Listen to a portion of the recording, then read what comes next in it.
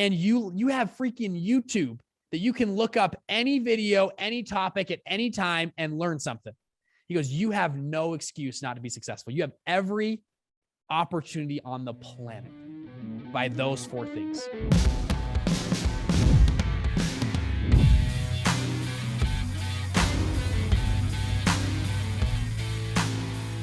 Welcome, everyone, to Talk is Cheap, the Fight Against Mediocrity podcast. I'm so excited for today's guest, Bridger Pennington. He's the founder of 2 investment funds that have done over 217 deals in the last 4 years. He's actually in the process of launching a new crypto fund that has around $12 million in soft commitments. He has started helping others launch their own funds through Investment Fund Secrets, an online program with over 4,000 students designed to help them start investment funds without working on Wall Street or having an Ivy League degree. They're known as Wall Street Rebels, which I think is really cool. Bridger has spoken on stage to thousands of people across the United States and is determined to help entrepreneurs scale their businesses through launching their own funds. So welcome to the show, Bridger. Kevin, good to be on here, man. I'm excited. It's going to be fun. Yeah. This is probably, you're probably used to hosting the podcast, right? You have your own podcast. I do. Yeah, I have. Yeah, we have our own show. I'm on a lot of shows too. It's fun though. I love podcasts, but I think they're just good. They're just good for everybody. So yeah. Awesome. So dude, just to get started, tell us a little bit about your entrepreneurial journey. I'd love to hear your story.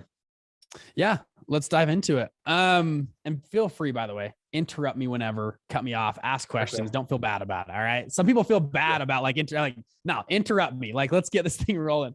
Yeah, I'll tell you just briefly my story. The bio, anyways, you heard the bio. I grew up in Utah, South Salt Lake. I would say an average home in South Salt Lake. I went to college. I was very entrepreneurial. I had this just dream of, I needed to make money. I wanted to drive a cool car and all that cool stuff. I also wanted to make money so that I could, help out friends or family members that were sick or, pay for someone's car, whatever, right? You had all these awesome things. Anyways, I get to college. I'm excited. I get to work. So I start 6 businesses my first 2 years of college. And those weren't business ideas. These were actual businesses that were up and running, making money, sometimes had employees or whatever. We did Forex trading. I built websites for people. We wholesaled 2 houses. I did Chinese tutoring. I had like 7 tutors that were I spoke Mandarin Chinese. I did an LDS mission in Taiwan. So I had all these guys tutoring Chinese. Anyways, finally, my dad, and you'll probably hear about my dad more, grabs me and says, Bridger, I love your ambition, but you're kind of like a chicken with your head cut off. He goes, I want you to go meet with my business partner. I think this guy can really help you out. And so I said, okay, I'll go meet with this guy. So I drive up to this beautiful area. I kind of popped the address on my phone. I'm driving up. I pull through this gated community. I'm like, this is a pretty nice area. I pull past these huge mansions. And finally I pull up to the top of this gorgeous hill. And there's this beautiful white home on top. And I'm like, shoot, like, who's my dad's business partner? Like, dang, like this guy's wealthy, And I get out, I go knock on the door and I'm a little nervous. Like a butler is going to come and be gone, peasant, like get out of here. You know what I mean? And I finally, my dad's business partner answers, he goes, Bridger, come on in. He brings me in. He's got the grand piano, the wine cellar, the basketball court, the pool, the whole thing. Right. So anyways, long story short, I sit down with him. We started to chat and I finally ask him, I go, how did you get all of this? Like, how'd you do this? And he goes, it's funny. Not a lot of people ask me that question. And he goes, let me tell you. And he goes, Bridger, when I was your age and, I started all these businesses, I actually did decently well. He goes, then I figured out the secrets of the wealthy, the secrets of the ultra wealthy. He goes, the ultra wealthy families of the world. This is what they do. They want their kids to go to the best universities and they cheat sometimes to get them in. We've seen that in the news, right? They go to whatever university. They want them to work in investment banking or consulting or whatever, but then they want them to go work in the fund world. They want them to get into private equity, hedge funds, or come back home and run the family office. This is what all the wealthy families of the world do. And if you look at the Forbes 100 list, it is riddled with fund managers. And there's one manager, Ken Griffin, he runs Citadel. Probably, you might've heard of him with the GameStop thing, but Ken Griffin makes just from his fund. This isn't Like Jeff Bezos' stock price goes up and down based on Amazon stock. I'm not talking about net worth. I'm talking about income from his fund. Ken Griffin makes $100 million a month just from his fund. That's one income source, pays him $100 million. I don't even know what I would do with $100 million. It's just crazy, right? A month, every month, you got to deploy that cap. Like, I don't know. Anyways, it's wild. Okay. So that's crazy. He introduced me to this fund world. I was like, wow. And he goes, when I was, younger, I met a guy that ran a private equity fund. And he said, at that point, he said, I don't care how long it takes me. I'm going to figure out what a fund is, how it works, and how to launch one. He goes, that's exactly what we did. He goes, a number of years ago, me and your dad actually launched a fund. And right now we manage just about $8 billion of real estate. To put that into perspective, that's as of today, 4 times bigger than Grant Cardone and Cardone Capital. That was years ago. Today, they're over 20 something billion dollars. They're 10 times bigger than Grant Cardone and Cardone Capital, to put it in perspective. Okay. Yeah. And I was shocked. I was like, holy crap, like, this is incredible. Right. And I was super intrigued. And I said, okay, I want to do this. I want to get in this fund world. And I've always heard from podcasts like this, right? Find a mentor. I'm sure you've said that before. Everyone talks about find a mentor. And I said, okay, I got a mentor right here. So I asked this guy, I said, hey, can you be my mentor? I'd love to learn from you. Can you I got hustle. I promise, like, I'll do the work. And he goes, Bridger, he goes, go talk to your dad. He goes, your dad, knows this way better than I do. I said, no, my dad's kind of poor. Like, my dad drives a crappy car. We live in an okay house. You're obviously really rich. Like, I want to learn from you. And he goes, Bridger, sorry to break it to you, but me and your dad make about the same amount of money. And my chin dropped to the floor. I was like, huh? Like, come again? He's like, yeah, I mean, we're pretty much equal business partners on this. And I was shocked. I left this dude's house. I drove straight to my dad's house. I was like, Dad, what the heck? Like, what's going on? Like, why haven't I been able to order a soda at Chipotle for the past 10 years? Because it's too expensive. And yet you're running this multi-billion-dollar fund. Like, what's going on? Right. And anyways, I'm going too long. Again, interrupt me. But long story short, my dad, we sat down, he started teaching me about funds. And we'd sit down on the whiteboard and talk about how funds are structured, the SEC, how to raise capital, the whole 9 yards. And there's a funny thing that happens when you start to learn about something, you start to recognize that thing in your life. And there's a bunch of different terms for it, but that's essentially what it is. Yeah. I started to learn about funds. I was in college. I was actually, at the time, I was working a job at another company. And at that job, you can tell my dad's not giving me money, right? I'm working a job, going to college, doing the whole thing, right? And I'm at this company and I had an idea, like, wait, we could start a fund inside of this company. There's clients coming through this company. We could lend money to these clients. I think it'd be a great idea. And I took this idea to the owners of the company. They loved it. They thought it was a cool idea. I took it to my dad. He thought it was a cool idea. And we started to formulate, I'm 22 years old at the time. And I was really excited. We started to formulate this idea to go out and launch this fund. And I was super excited. We put it together and I got all the docs together, the pitch deck, like all the stuff. And I was like, so excited. And I was like, crap. I kind of hit this wall of like, shoot, now I've got to raise money. And for whatever reason, I overlooked this, but I was like, crap, now I got to go out and raise some money. And I thought, well, how am I going to do this? And I thought, aha, I had this like thing, like my brain's like, okay, my dad, like, obviously my dad's rich. He doesn't spend his money on cars, or like, he's obviously got it in the bank, or I don't know where it's at, but he would probably love to invest in me. I'm his son. He'd love it. Right. So I remember it was a late Sunday night and I walk into my dad's like home office and I remember I was going to pitch him on this fund idea. And I sit down with him and I start talking about the fund. I said, Dad, I got to it. And I finally just got to the point. I said, Dad, in my best pitch voice possible, I said, how would you like to be our first investor into this fund? And my dad kind of laughed and he said, Bridger, he goes, I have the money to invest, but if I invest in your fund, this will be a crutch that you'll never be able to recover from. Your first investor is your hardest investor to find. And this will hurt your career going forward. And he said, no, I'm not going to invest. And I was a little heartbroken and, like, crap, my dad, won't even invest in me. And I walked out with my tail between my legs a little bit. And I said, screw it. I'm going to take him up on the challenge. And, to make a long story short, I went out and I talked to everybody I knew. I talked to former bosses, college professors, anybody, right? And I raised a whopping after like 3 weeks, $49,500. And which is teeny. If you know anything about funds, like that's like teeny dollars. Yeah. But it was enough to get started. We were actually the fund we were doing was these micro loans. They were like $1,000 to $8,000 a loan. They were very small. It was enough to get going. We started our first fund. I'm 22 years old at the time in college. And we did actually really well. Our first group of investors, we got them a 64% return on their money. And I was really excited. We decided to close that fund, open up a new one to restructure it and to raise a lot more money. Our second fund, we raised and deployed millions of dollars out of that fund, did really well in that fund. Our investors crushed it. I just sold that fund March of last year. I sold it to a competitor, came and bought us out.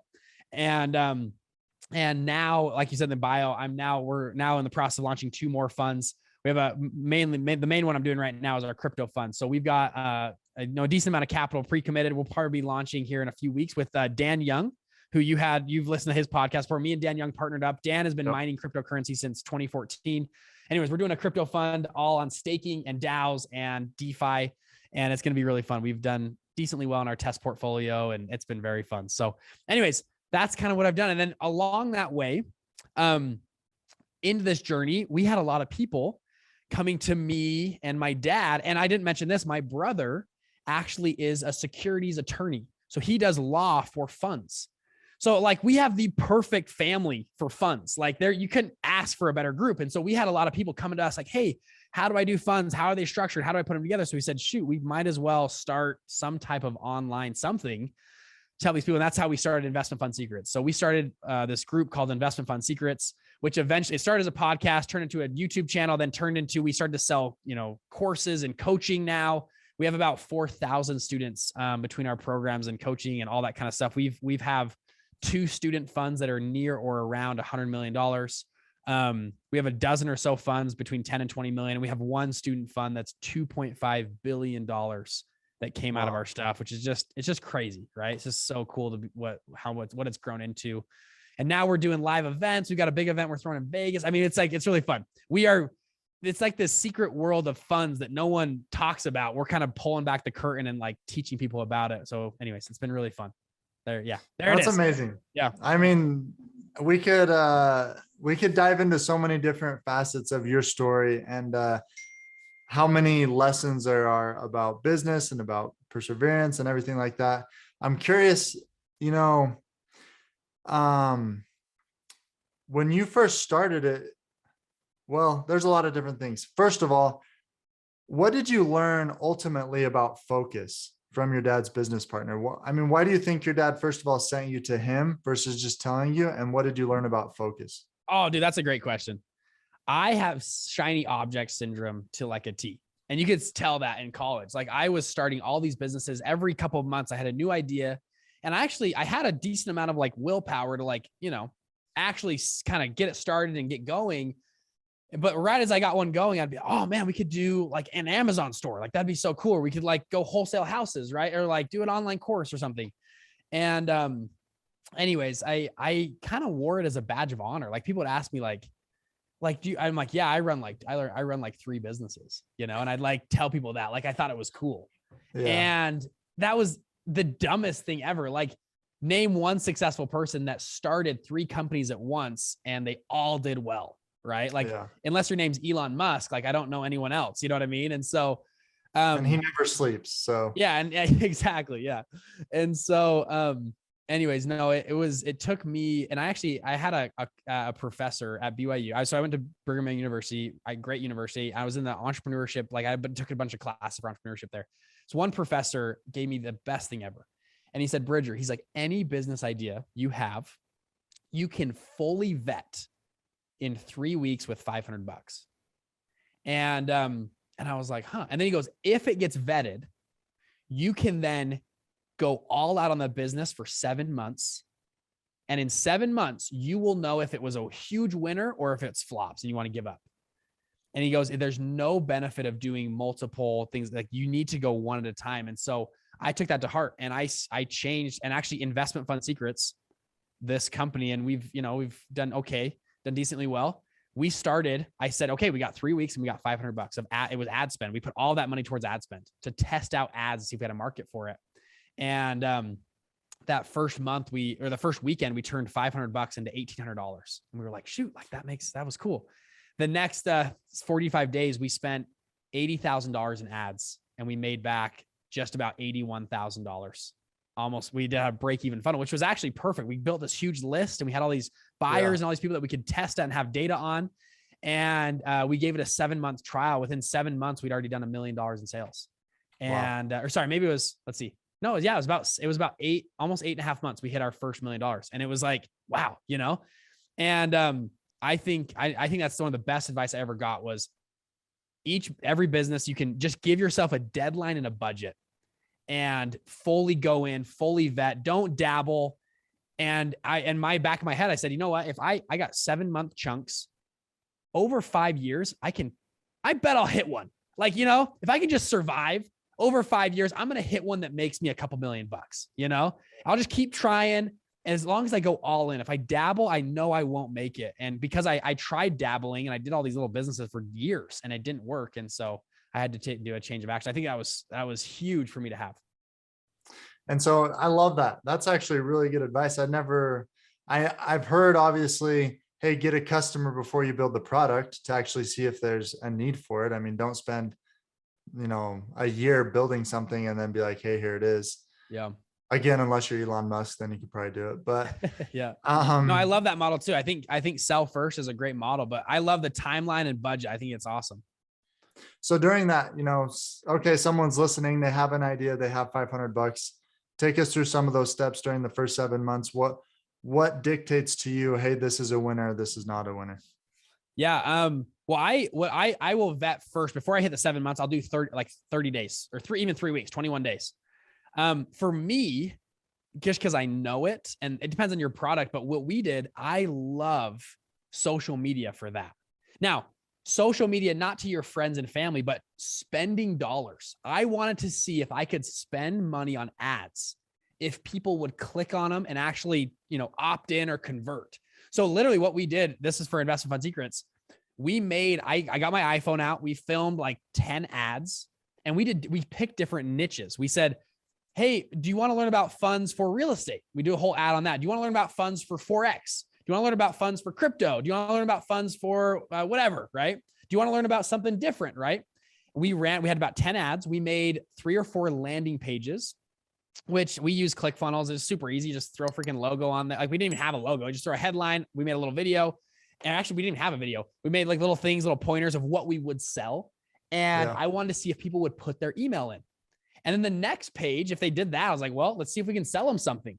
And so then you don't have to do this, but we built out a product of what we wanted in a product.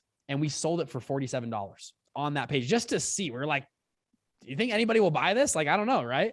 And we had all these pointers, what we'd add. And we had that, like I said, that first weekend, we made $500 turn into about $1,800. And we were like, shoot, like this is awesome. And every time someone bought, we sent them an email right away. Hey, the product is not built. If you want a refund right now, you can have a refund. Like just take the money. Like we don't care. It's really just for testing. But if you want to wait around, this product will be done in about 3 or 4 weeks. Mm-hmm. We had about 45 buyers that first 2 weeks. And I think 2 of them refunded, the rest stayed. And the refunds were fine. Like, I don't care. I wanted to see what ads they clicked on, what hooks were good, what message resonated. And we then built a product around what made sense. And then that plays into the second thing that I think is so crucial for, you know, there's a lot of entrepreneurs out there, and I was a entrepreneur for a while. I want to be an entrepreneur, but I don't have a business. I don't know what to do, but I want to be like, that whole thing. Yeah. Momentum is the biggest thing that you can use to your advantage. And so I'm sure you've done this. I've done this so many times. You have a business idea. Everyone gets on a Zoom call. You guys all talk about it on a Zoom call. And then you're like, okay, everyone break. We'll meet next week. And then you come back next week and no one's done anything. And then you meet the week after that. And then your business fizzles out in 3 months. Yeah. I've done that so many times. I can't even tell you. All my businesses I have now, when I have partners that I'm bringing in, we have to get dollars in the door as quickly as possible because it builds momentum. Yeah. And for us, we made that first little $800 and we were like, shoot, like this thing's got some legs. And all of a sudden, me and my business partner, the other guy we were working with, everyone was like, okay, let's put our focus on this. We got something here. Right. And that's how, people are like, how do these entrepreneurs work so hard and stay up late? It's like, because it's fun. Like, it's not like they're grinding. Like, it's fun when you have money coming in and momentum. It's not like your business dies when it's just like Zoom calls and no one builds anything. Like no one's, so I like to get momentum in across the door. And that's anyways, we built out a little mini course with like 12 videos on it. It was an information product. We built it all in 3 days. I was editing it all night up with me and my wife. We're editing all of it, but it was, we had momentum, right? And it was way fun. And then we kind of launched the next thing. And anyways, it was really fun. That's what I would do. That's what I would do. Now you've got your conference coming up this year in Las Vegas, right? Tell us about that. Yeah. So, I have had a dream since I was like little I just love events and being on stage and like speaking for whatever reason. I don't know why. I just think it's fun. It just invigorates me. Like people ask like, what's that one thing that gives you passion? Like I love talking to an audience and like trying to move an audience. And I'm not that great of a speaker. I'm trying to get better. I actually actively train and try to be a better speaker. Yeah.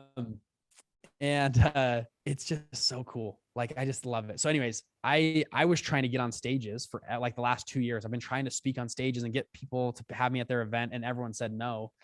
And so I said, screw it. I'll just throw my own event. Like, so like screw everybody. Like we're doing 1,000 people in Vegas. It is the first fund manager conference of its type. Like there's never been a fund manager conference ever. So we are bringing in fund managers from all over the world to speak.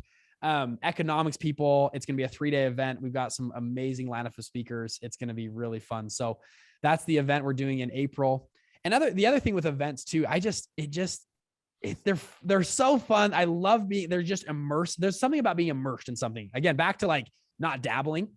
If you immerse, like that's back to Tony Robbins. You go all in for 4 days on something, you come out with things that shift and move your business, that do really big things. I was talking to one of my mentors. He's, worth a few $100 million.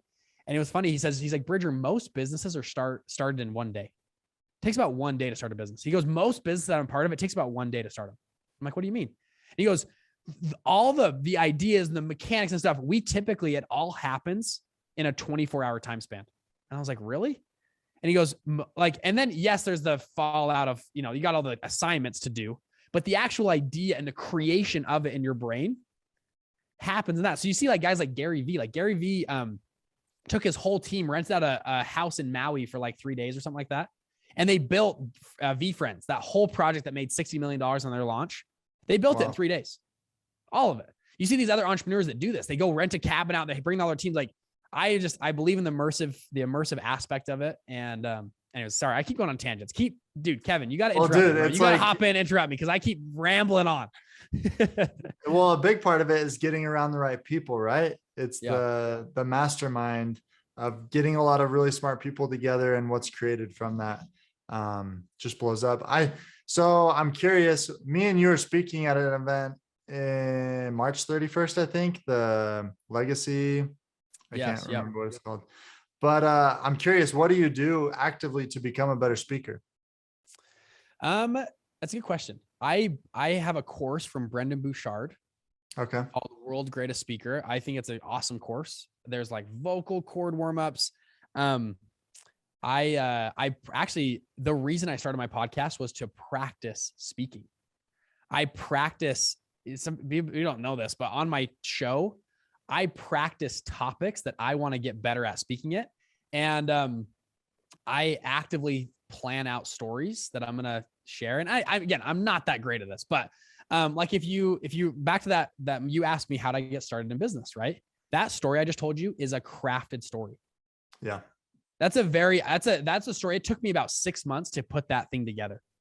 And it sounds like it's just so natural and it comes off the tongue. And that story took me a long time to master. And actually the reason I took so long, I had a mentor and I paid for a coaching group. It was $15,000, this thing. And one of the biggest things he said, if you're going to do a online brand or whatever, he goes, it all comes down to one thesis that makes or breaks your business. And I was like, I kind of leaned in. I was like, what do you mean? What's the thesis? Right. And he goes, this guy, so Steve Larson, by the way, I have no problem sharing names of people. This is Steve Larson. He was Russell Brunson's right-hand man for years. He's launched all these multi 7-figure funnels and all these brands he's launched with him. And he goes, what made or break it was their origin story, the reason why they were in business. And if you think about all of the actors, the sports icons, people that you love that are kind of famous, there's a good chance you know their story, and something about their story resonated with you. And you said, wow, I love that this athlete came from this type of a neighborhood and went to this type of university and had this hard break, and then they succeeded. It's rare for us to just see someone big and we don't know their story and we go, oh, I like that person. We typically, and people engage with that audience way better. One of my friends, she's actually from Draper, Utah. Her story for moms, she's one of the biggest fitness influencers on the planet. And her story was she tried to lose weight. So she's a mom. She had, I think, 1 or 2 kids. She had some fat on her. She's like, okay, I'll lose weight. So she lost 20 pounds. So she was 140 pounds. She lost 20 pounds. So she's 120 pounds. And she still was a little flabby. And so then she lost another 5 pounds. Like, she did the diet, she did the whole thing, and she still kind of looked flabby. And so she was like, screw it. I'm going to go work out and put muscle on. She put on 20 pounds of muscle. So she was back to 140, the same weight, but she looks amazing. Like, she looks like incredible, right? She posts all these pictures and all these moms were like, yes, that story resonates with me, right? Instead of starving ourselves, let's actually be athletes. Let's like put some muscle on. And she was on Good Morning America instantly. She was on all these shows, right? Because her origin story was so fantastic, right? And so you are your greatest hook you'll ever have. And so, anyways, long answer. You asked about being a better speaker. That story, if you look at it, I try to follow the hero's journey. And again, you might say, well, a story is just a story.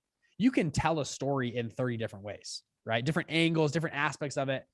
I think if you can, as far as your origin story, if you can follow the hero's journey, which I won't talk about that here, but it's the journey of Frodo. It's the journey of Luke Skywalker. It's the same thing, right? If you notice in my story, I plug in a lot of those things, an internal, external belief. At the beginning, I said, I had this external belief. I wanted to, drive a bunch of cool cars, but also internally, I wanted to help my family and make sure I had money for my family. That's in there.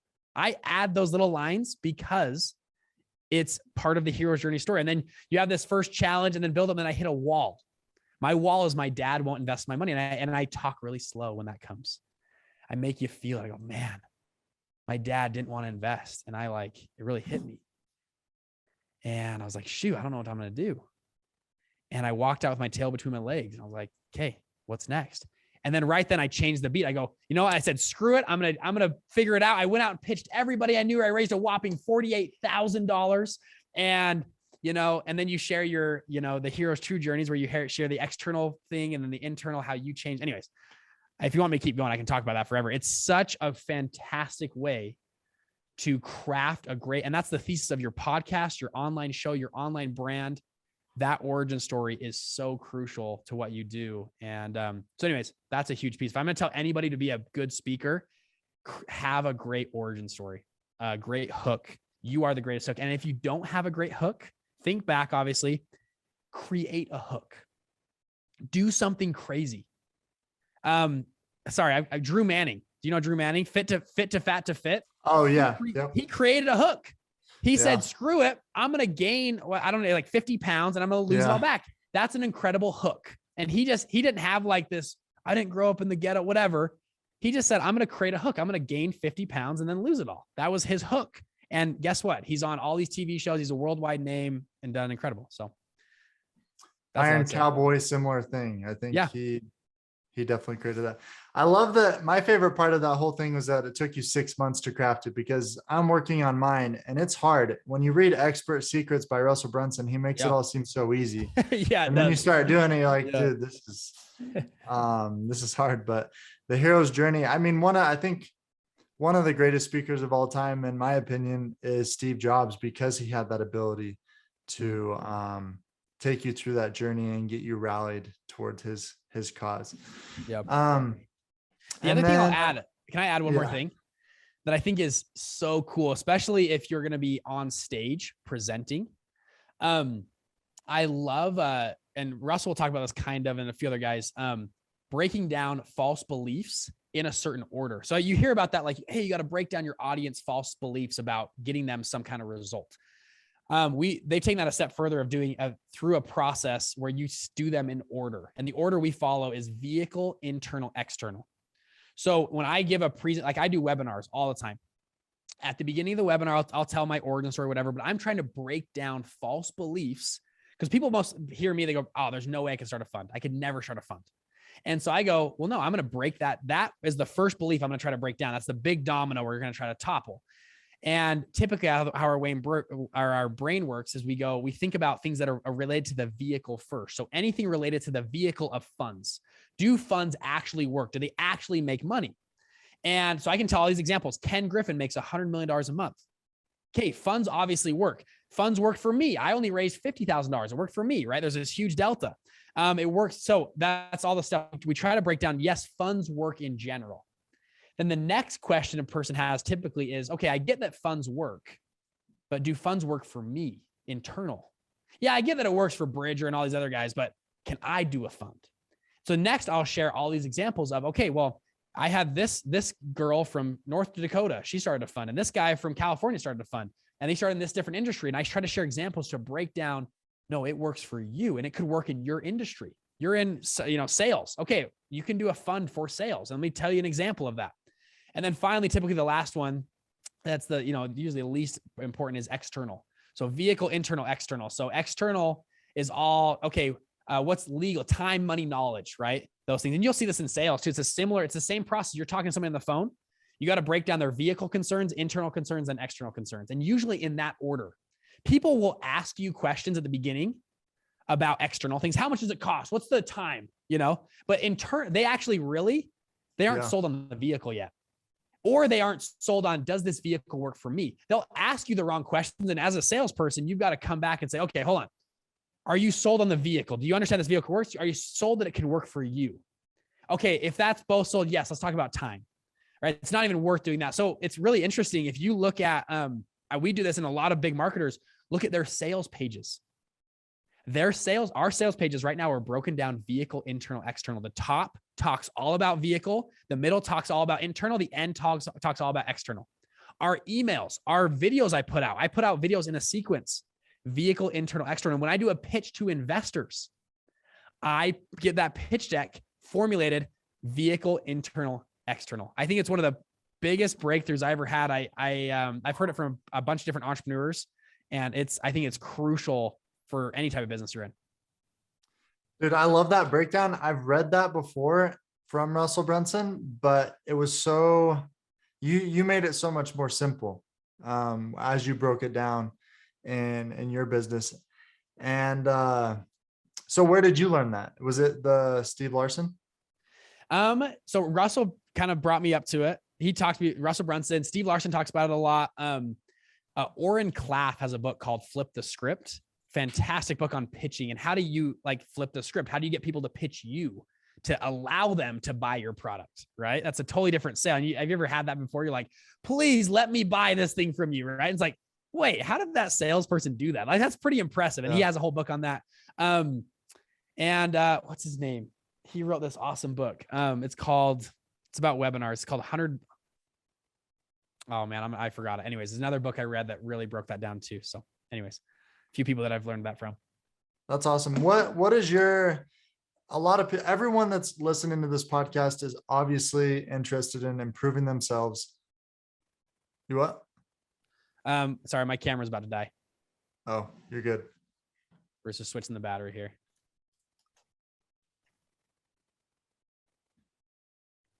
Let's see. Boom, bada bing. We're back. Thank you. Oh, cool. Yeah. Obviously, everyone listening to this podcast is interested in improving themselves and growing.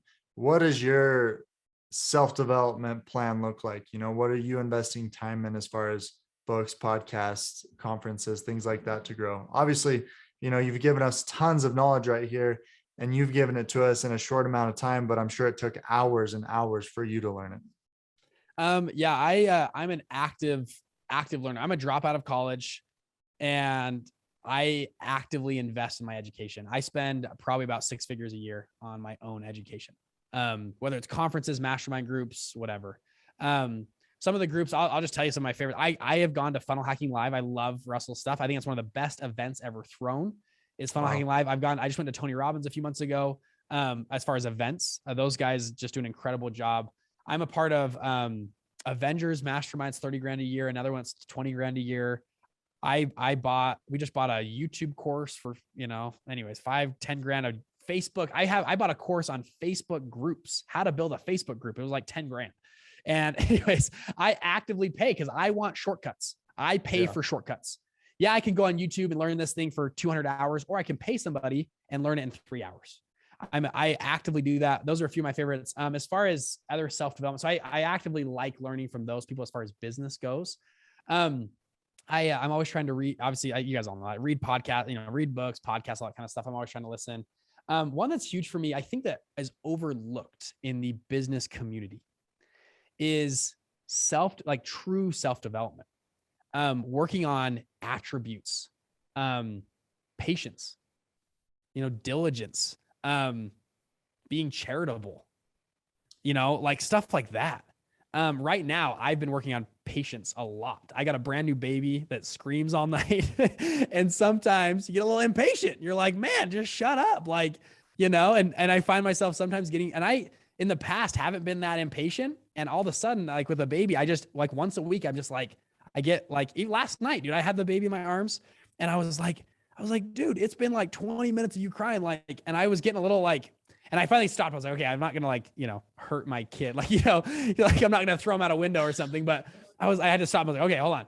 And I've actually been trying to train myself and read about it and study and pray for that help and to try to, anyways, different cues. I think that's overlooked in the business community is true self-development, working on, okay, I typically get road rage.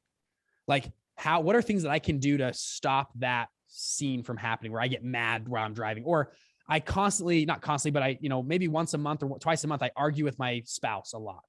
How can I figure out when that moment is coming and make sure that I don't get angry and frustrated and redneck, that I can be calm and patient or, more forgiving through that. Anyways, I think it just takes a conscious effort is what it really takes. And then if you're just conscious about it, and you can obviously use some triggers and tools and stuff, but that's one of my favorite things. And I'm not good at it at all, but it's good to try. It's good to be conscious of it and keep trying. Basically for anyone who's Christian, you just explained the Christ-like attributes, right? Becoming more of a Christ-like person in everything that you do, which, I'd love to touch on a few things you just talked about, including, I love the idea of spending money, to decrease the amount of time it takes you to learn something, because basically what you're doing is you're reaching forward in the future and taking what took them 5 years to learn, and you get it now. And money's all over. Tony Robbins, he talks about the people that spent decades to write a book, and they condense it down to 300 pages for you to read. It's just, you get these huge shortcuts. It's incredible. I think it's really fun. Yeah, it's a no-brainer. Just spend the money on self-development. You always get it back. Which leads me to one of my next questions. One of the things that I admire about you is your ability, as I've watched you since I've been following you, your ability to, crush it in business and do well while keeping things in perspective. It's obvious that you put your family and your religion in very high regard in everything that you do. How do you manage that? How do you keep everything in perspective? Well, I don't know if I'm that great at it, but I think for me, recognizing that's why I'm here is because of my family and my religion, I would say. And I would say religion, but more of my belief and connection with God. And I'll talk about that for a second. Almost every business transaction I do, I pray about. Now, sometimes I get an answer or not or whatever, but I consult God on every business transaction I ever do. And I've had some where I have been told, do not work with this person. It is. And I don't know. I still don't know. The jury's out if that's going to be a blow up something. People that I would tell you right now, and you'd go, you're an idiot not to partner with that person. I've had people come pitch me that these huge things, whatever. And I just felt so bad about just do not work with that person. And so I just said, oh, I'm going to follow it. I'm not going to test the boundary of that. And I've had too many experiences in my life where I've followed what I felt like has been given me from God, and it has worked out incredibly well. And so I'm all in. I'm a member of the Church of Jesus Christ of Latter-day Saints. I'm an all in type of member. I try to be a regular average member and just do my thing, and I think it has benefited my life so much. And so, yeah, I hate these entrepreneurs that make it big and then forget everything that got them there. And they all of a sudden they just beat their own chest. Like, yeah, it was me. I did everything. I was the greatest one ever, blah, blah, blah. And it's like, whoa, like, hold on. What about all those other things that lined up perfectly for you before? You know what I mean? And anyways, and they just disregard, they divorce their wife. They leave their religion or God or whoever. They leave their family. Like, it's just like, and I get some things are toxic in your life. I understand that's totally, and I get that. But I think I see it so often where money corrupts people, and money not corrupts people. It just makes them more of what they already are. I guess you could say that in another way. And I hope to not be that person. Anyways, who knows though? I'm trying my best. I don't know. Everyone's on a different spectrum. I have an incredible wife that keeps me in check like all the time, and always make sure I'm not posting something like. Anyways, she's awesome. Like if I like cars. I like racing cars. It's like one of my passions. And if I post like something that's a little too flashy with a car, like I take it down instantly because she always texts me and like, anyways, and you don't have to be that way. That's how I am. And so I think and actually as a marketing perspective though, people are so sick of the flashy douchebag entrepreneur. Like people are so sick of it. The Ty Lopez, like on, in my Lamborghini, like, it's just like, dude, we just want real people that give us good value, good knowledge, and have a story that we can connect with. And, it's cool if you're rich or not rich. Like, cool. Like, who cares, And, I don't know. Back to your question. I don't really know. I keep it as a core of my life. I just think, that's where I derive true happiness from. And so that's why it's a priority to me. Money's fun. I think it's a game. I think business is the funnest game on the planet Earth, but true happiness comes from my wife, my kid, and how I feel about my connection with others around me and my connection to God. And so anyways, why not put that as a first priority in your life if that's what gives you real happiness? Yeah. Is that a good answer? I don't know. If you want to add anything to that, you can. I don't know. Well, no,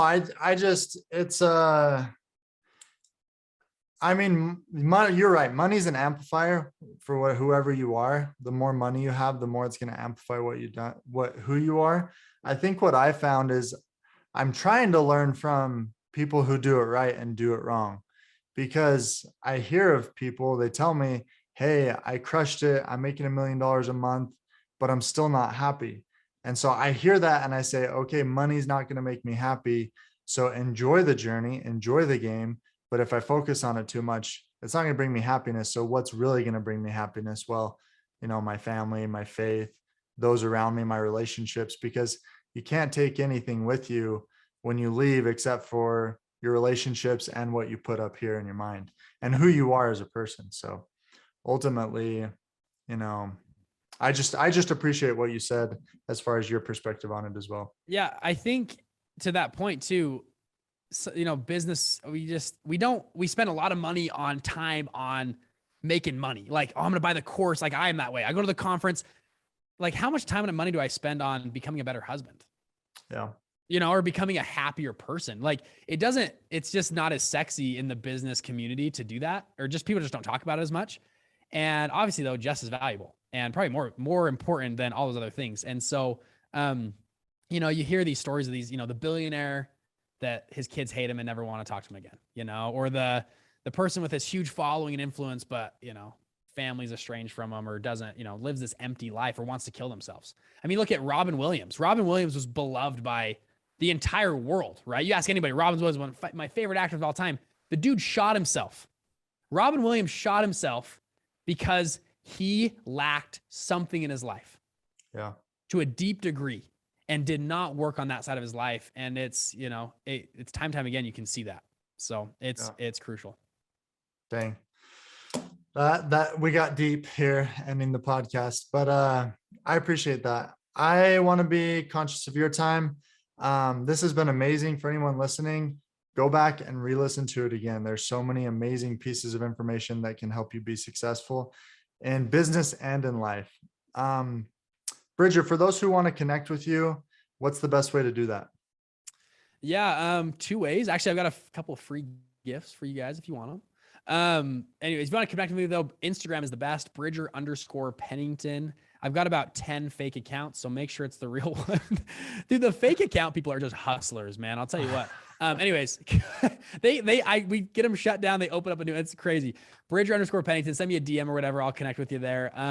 And then if you guys we put together a free course on funds. So I have a whole course, like 40 videos on investment funds, how to structure them, kind of all the stuff there. So, and again, you hear the word free and it's like always like, oh, it's a scam or like whatever. This is why I'm doing it. Okay. I have a free course on funds. We give it to everybody. I want you to come in, learn about funds, and I want to knock your socks off. I want you to come in and be like, wow, that content was incredible. Like this is a game changer for me. And hopefully some of you guys will want to work with me and my team, like one-on-one event down the road. So we actually have about 9 coaches now. We have about 220 students that we have on our top tier coaching group called Black Card, where we help them one-on-one and like really help them launch their funds.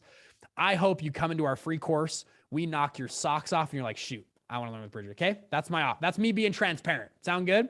It's 100% free. You put your name and email in, you're in. Okay. So if you want the free course, investmentfundsecrets.com/free gift. So investmentfundsecrets.com/free gift. You guys can go check out that free course. We have a free Facebook group. I go in live multiple times a month in there as well, under Investment Fund Secrets. So check us out there. But that free gift is actually, it's a really good course. It's actually, I'll throw it in the my course, so but I'm saying that it's good. But anyways, there you go. So Instagram or that free course. That's Alex Hormozy transparency right there. There you go. Yeah. I'll throw the link in the description. You're a stud. My last question, my favorite question to hear people's perspective on is, what does the fight against mediocrity mean to you? Yeah, it's a good question. I'll share something my dad ingrained in my brain since I was little. We'd go out, to dinner somewhere, and he'd always point this out to me. So we'd go to like a Chinese restaurant, and he'd go, look at that guy there. And there was the owner of the business. And he was like a friend of my dad's or whatever. He goes, that dude moved here from like Korea or China or somewhere 5 years ago. Didn't speak English.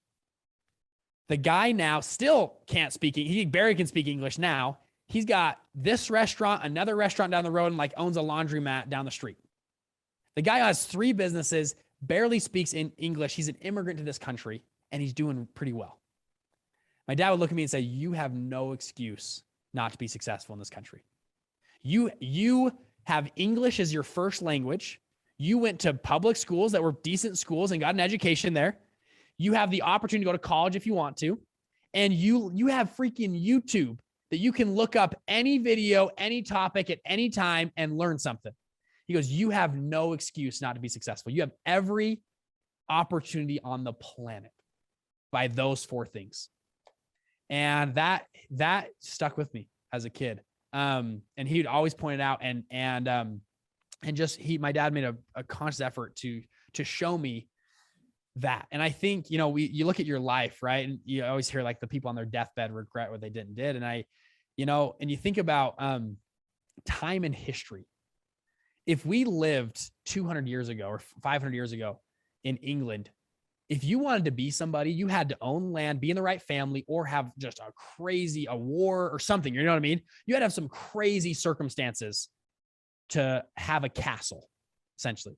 In today's world, if you apply yourself and work hard, you can go buy a castle whenever you want. And we live in this little blip of history that's so unique that anyone from any background, any culture, any country, any language can go out and absolutely murder it and crush it.